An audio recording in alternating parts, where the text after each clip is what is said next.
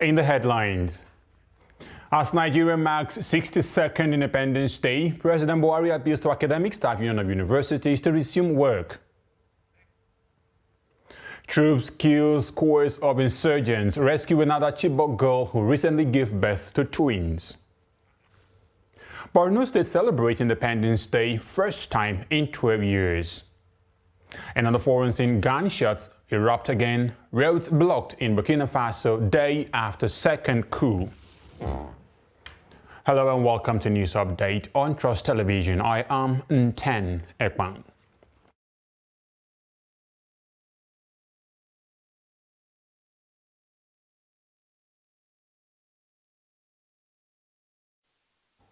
And on the news in full, now state governments across Nigeria on Saturday held commemorative events to mark the 62nd anniversary of Nigeria's independence. In this report, Trust TV takes a look at how the celebrations were marked in some states of the Federation. The report. Across the length and breadth of Nigeria, chants of the national anthem rent the air, while the green, white, green colors of the national flag dotted the Nigerian landscape. In Lagos, the governor Babajide Sanwo-Olu led the celebration at the Mobolaji Johnson Arena, Lagos Island. The governor urged political leaders ahead of the 2023 elections to focus on issue-based campaigns and refrain from division in the country.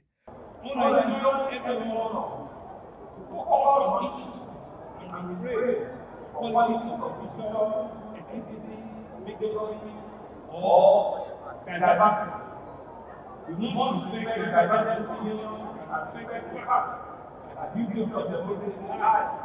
In Nasarawa State, Governor Abdullahi Sule acknowledged the achievements and challenges witnessed during the period under review and advised people to love one another and contribute to the development of the country and state. I therefore appeal to our political parties and players to adhere strictly to democratic ethos, rule of law, and adherence to the provision of Electoral Act. I enjoin you to play politics without bitterness, because at the end of it all, we'll have one Nasarawa state. His predecessor and senator representing Nasarawa South, Tanko Al-Makura, said there was need to reflect on Nigeria's 62-year journey with a view to righting the wrongs of the past for national development. But this does not end with civilian politicians alone. The INEC itself, who is the umpire, must be an impartial umpire and conduct the process in a manner in which everybody will be proud. In Plateau State, Simon Lalong, the governor, called for harmonious coexistence among Nigerians, irrespective of their differences, noting that it was only when they followed that path that Nigeria would experience real development. To harvest them for the good of the citizens who are diverse in ethnic, religious, social, and political orientations. Our diversity, which is in itself is a major resource, has also put demands on managing our endowments to the point that many question. During the independence celebrations in the Northwest, Kano State Governor Abdullahi Ganduje at the Sani Abacha Stadium, Kano, urged the public and politicians to be agents of peace. We are celebrating the birth of our nation as the most challenging period in our history. We are, however, grateful for our culture that events in the last few weeks are giving us hope as the Nigerian military and the other security agencies have recorded renewed successes. For Nigerians, a day like this offers renewed hope as they look forward to better days, especially as the nation goes into another round of general elections in the next few months. Meanwhile, President Muhammadu Buhari, in the spirit of the independence, has assured Nigerians that their resilience and patience will not be in vain, as his administration is committed to de-escalating the security challenges confronting the country. He spoke on Saturday in Abuja in what will be his last independence anniversary speech. The president explained that security forces were now grappling with newer forms of insecurity in the form of kidnapping, banditry, mindless murder, and molestation of innocent citizens. Recognizing the importance of a well-educated populace, Buhari explained expressed regret at the recurring disruption in the country's tertiary education system. It therefore once again appealed to striking members of the Academic Staff Union of Universities, ASU, to return to the classrooms. As we continue to de-escalate the security challenges that confronted us at the inception of this administration, newer forms alien to our country began to manifest, especially in the areas of kidnappings, molestation, killings of innocent citizens, banditry, all of which are being addressed by our security forces. I share the pains Nigerians are going through, and I assure you that your resilience and patience will not be in vain as this administration continues to reposition as well as strengthen the security agencies to enable them to deal with all forms of security challenges. I must confess that I am very pained by the recurrent disruption to our tertiary education system, and I am using this Independence Day celebration to reiterate my call for the striking Academic Staff Union of Universities to return to the classroom while assuring them to deal with their contending issues within the limits of the scarce resources available.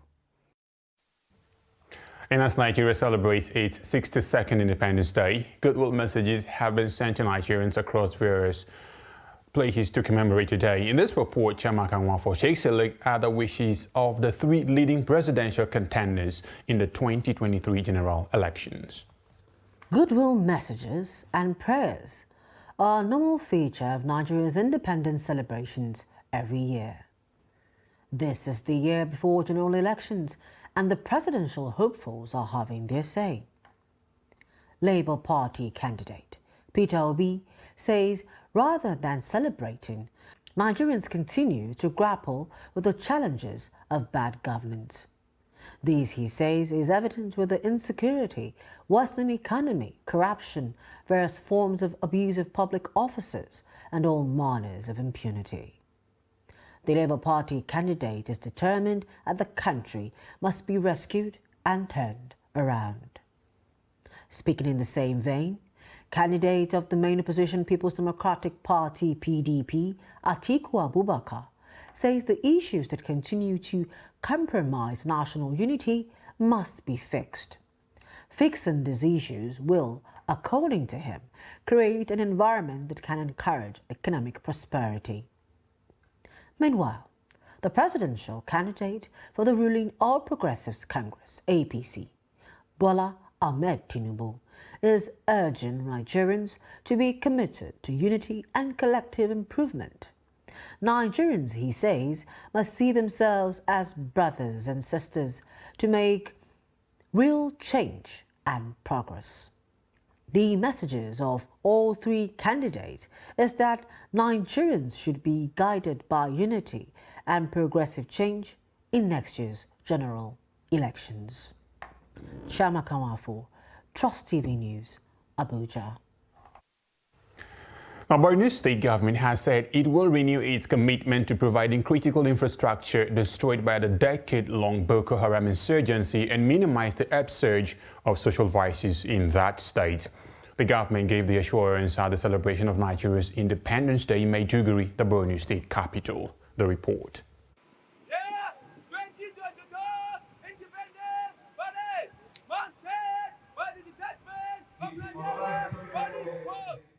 It is the first Independence Day celebration at Ramat Square after 12 years of insurgency in Borno State. The event had hundreds, including dignitaries, witnessed the day as the Nigerian police force in their ceremonial attire thrilled attendees with colorful displays. Like I earlier mentioned to you all, the governor of Borno State, represented by his deputy, said the peaceful gathering is an indication of the successes recorded against terrorists. He added that his government is committed to resettling all IDPs in their ancestral homes to enable it focus on other plans. We have a duty to improve on job creation, access to education, healthcare services, security, potable water supply for both human and animal communities. For all of us, we can do this on the implement of peace. I enjoy this similarly to mention that if this or some openness is capable of coordination with details,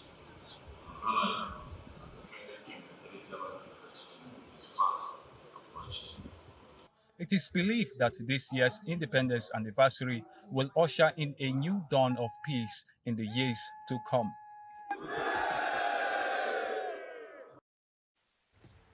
Now, thousands of Nigerian youths on Saturday marched through the streets of Lagos to drum support for the Labour Party presidential candidate Peter Obi. The supporters defied the early morning shower and security to hold the rally in parts of Lagos. The rally was held simultaneously in Ikeja, Festac, Surulere and Lagos Island Lekki axis as many youths trooped out in large numbers to show solidarity and support for the candidature of Obi, whom they say is the most suitable candidate to become president come 2023. Now, despite the massive presence of security men at the toll gate, it was observed that the supporters passed through the toll gate and headed straight to Lekki. The development triggered massive gridlock along the ever-busy Lekki-Ekpe Expressway. To govern the nation, I have seen a man who have done something in Anambra State and asked me to go and verify what he have done. And I went and verified, and I see that what the man did was correct. Yeah, I'm obedient because I've seen that he's the best amongst all of them. Watch how this man takes interviews on TV, on shows. Simple questions, he goes straight, gives you illustration. Go to Ethiopia when he was in Tanzania. This is how these people do it over here. But others are just over like, it's their time, or this time supposed to be, they've done it before. No. We need courage there. And the man is just really giving us analysis. And that's why I'm for him. I want to tell the Nigerian youth, when you vote for B, you vote for good governance. You vote for B, you vote for better economics. You vote for B, you vote for competency. Obi is saying not vote for me because I'm an Igbo man. It's vote for me because I have the capacity to take the nation to the next level. And let's take a look at some security stories now. Troops of Operation Heading High have rescued another Chibok girl who gave birth 4 months ago to a set of twins in Borno State. The troops, in conjunction with the Civilian Joint Task Force, the CJTF, conducted operations last Thursday after it stormed the enclave of the terrorist group in the Bula Dawa axis in Bama local government area of Borno State, killing an unspecified number of insurgents and wounding several others. It was gathered that Yana Pogu married one of the terrorist commanders who fled the onslaught and left behind his wife and 4 children. According to Zagazola Markama, a counterinsurgency expert and security analyst in Lake Chad, the troops engaged and overwhelmed the insurgents, neutralizing scores of them. Boko Haram insurgents had kidnapped 276 female students from the government girls secondary school Chibok in 2014. The Registrar of the Teachers Registration Council of Nigeria, the TRCN, Josiah Olusegun Ajiboye, has said attacks on schools by insurgents have claimed the lives of more than 2,295 teachers in the Northeast between 2009 and 2022. Ajiboye, who said this while delivering a paper at the 2022 National Delegates Conference of the Nigerian Union of Teachers and UT in Ibadan, called for the full implementation of the Safe Schools Declarations guidelines endorsed by Nigeria in 2015 and ratified by President Muhammadu Buhari in 2019. He further said that over 1,500 schools were forced to close due to insurgency and more than 600,000 children have lost access to education. The TRCN boss therefore called on the federal government to review its security architecture to address the deteriorating security situation because of terrorism and violent attacks on education. He noted that as a way forward, federal, state and local education authorities should facilitate the immediate implementation of the national policy on safety, security and violence-free schools by making budgetary provisions. The police in Zamfara State have arrested a bandit and 2 suppliers of petrol to bandits operating in Dankurmi Forest in the state. It recovered a Golf vehicle with registration number Lagos EJ556 LST 47 empty jerry cans of 25 liters of 9,000 naira cash. A statement by the Zamfara State Police Command's Public Relations Officer Mohammed Shehu identified the suspected bandits and bandits collaborators as Chulik Musa, Surajo Yahaya and Bello Abubakar.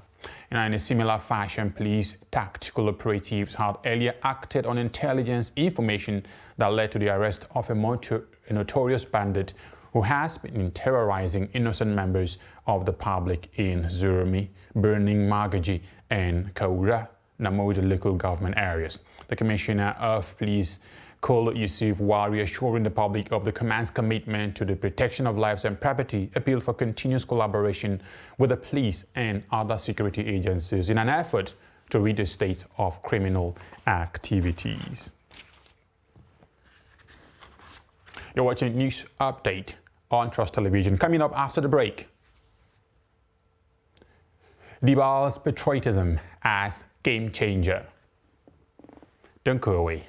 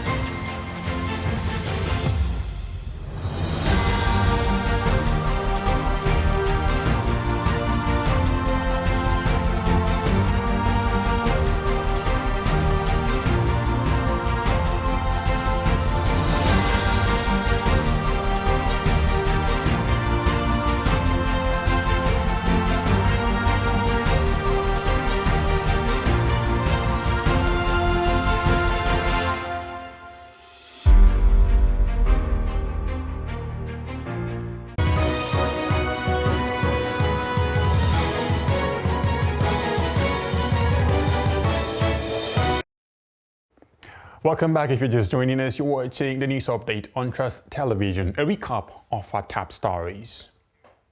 As Nigeria marks 62nd Independence Day, President Buhari appeals to Academic Staff Union of Universities ASU to resume work. And troops kill scores of insurgents, rescue another Chibok girl who recently gave birth to twins. Moving to other stories, now the federal government says it is proposing legislation to ban the consumption of animal skin, popularly known as kpomo. These, according to the Nigerian Institute of Leather and Science Technology, will help revive the leather industry of the economy. Director General of the Institute, Mohammed Kabiru Yakubu, in this interview speaks on the security and health dangers of consuming kpomo, its economic benefits to the leather industry, and other sundry issues. It has security implications, one, and it also has health implications. That is second. Now, health implication first. Now, leather or hide and skin is being imported from West African countries.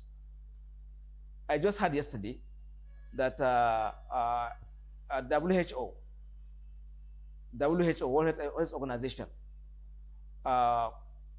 complained to the Nigerian government that a lot of hide and skin, which is not monitored, which is not well processed, is being imported into Nigeria. And what that means is that, unknown to us, we will be eating fats and skins that are not actually made of, that are actually sourced from cows. We may be eating hides and skin that are either gotten from other animals, or hides and skin that are actually obtained from dead animals. Yes, because if Nigeria is a ready market for any hides and skin, so somebody can just across this border of Nigeria, or even within Nigeria, he wouldn't give a damn if he sees a dead animal. You just quickly go and slow and get and flare the skin, out, and then process it by burning using, only God knows what they use as well. Package it, and then it's brought over for us to eat. Now, Borno-born medical scientist Dibal Wandali has customized almost every possession of his green, white and green Nigeria's national colors. In the spirit of the 2022 Independence Day celebration, Trust TV's Ibrahim Ismail visits Dibal in his Biu residence, also painted in national colors. The report. This is the greenhouse built by Dibal Ariel Wandali, popularly known as Mr. Nigeria, bearing Nigeria's national colors, green, white, green. The building is located at Usmandala area, Biu Town, Biu local government area of Borno State, northeast Nigeria. Born in October 1963, the medical scientist has been promoting Nigeria's color for over 30 years. Mr. Nigeria, who benefited from national scholarship and studied in Bulgaria, have customized everything at his residence in Nigerian colors, all for the purpose of unity. Well, the passion of being patriotic was inherent in me from childhood. The reason is this. When I watched television in those days, our old founding fathers like Nnamdi Azikiwe, Tafawa Balewa, and the rest inspired me from the word go. So I was proud then to be a Nigerian. And when I grew up, I continued to nurture that inherent this thing in me. And that was how the passion started. So with that, when I became matured, I said, well, whatever comes up, whatever I may be, I would like to remain a Nigerian.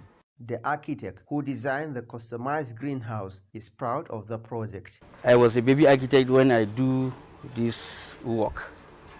So it's my base work, sir. You understand? That is my base work. Initially, some members of Dibal's family who were uncomfortable with everything looking uniform at their residence are now happy with the green, white, green look. Green, white, green, I don't appreciate the color. It doesn't fit someone at times. That's what I used to tell him, especially black people. I said the green, white doesn't fit them. But as far he loves green, white, green, so I have to adopt it. At the General Hospital Biu, where Mr. Dibal Ariel works, management and members of staff testified to his patriotism. Most dedicated person to his job. I don't think if he left us, we will have someone that will replace his position in the nearest years that will come. Amidst multiple challenges of insecurity, economic turbulence, and endemic corruption bedeviling Nigeria, Dibal believes the country will be great in the near future. So the leaders of today should look backwards and learn from what our forefathers have done. And I believe Nigeria will be great again. The story of men like Dibal are often untold, though his patriotism needs to be celebrated. From Biu, in Borno State, Ibrahim Ismail reporting for Trust TV. Yeah, patriotism there taken to one level very high. Moving forward now, the Katsina State Command of the Nigerian Customs Service has generated over 120 million naira in the last month. The command made a disclosure during its monthly briefing held in Katsina. Abdullahi Yamadi completes a report. The command said it seized imported contraband with a duty value of over 79 million naira, as well as vehicles used in conveying the smuggled goods into the country. Help us, please, inside the public, extend this message to the public. Looks and corners, let them see the reality. We mean business. Please let them desist and come and do the right thing. The government is happy to see the citizens going about their local business, so that there will be what we call an improvement of quality life. The seized items also include 594 bags of foreign rice, duty value of about 18 million naira, 96 cartons of foreign spaghetti valued at 576,000 naira, and 95 cartons of foreign macaroni with 570,000 naira duty value. The customs is part of our cardinal points to foot trade facilitation. Ease of doing business is our business, part of our cardinal points. Therefore, with this, I'm now calling on the public. Customs means business. We are serious. We have seen it, we are doing it, and we are winning day by day. The customs operatives also said they seized 100 units of Tokumbo tires, 300 bags of flour, 50 bales of second-hand clothes, and 21 bags of tiger nut, with a total value of over 11 million naira.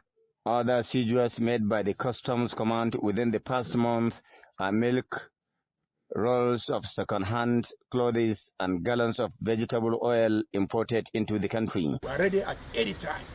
Come forward on how to help you so I can go about doing your business. If you look at what is happening along Jibia Road now, or Jibia outstation, you find out that even the rate of crime, as far as crime is concerned, it has been decreasing day by day. Simply because people have what to do. People have what to do because the business is moving. We're talking about creating jobs, and the jobs is being created daily on daily basis. We have what to call the inflow of imports at the same time that's going out. That is export. The Customs Command says it recorded an increase in revenue generation compared to the previous month due to the cooperation the command is enjoying from importers and other stakeholders. Abdullahi Ismail Ahmadi, Trust Television News, Katsina.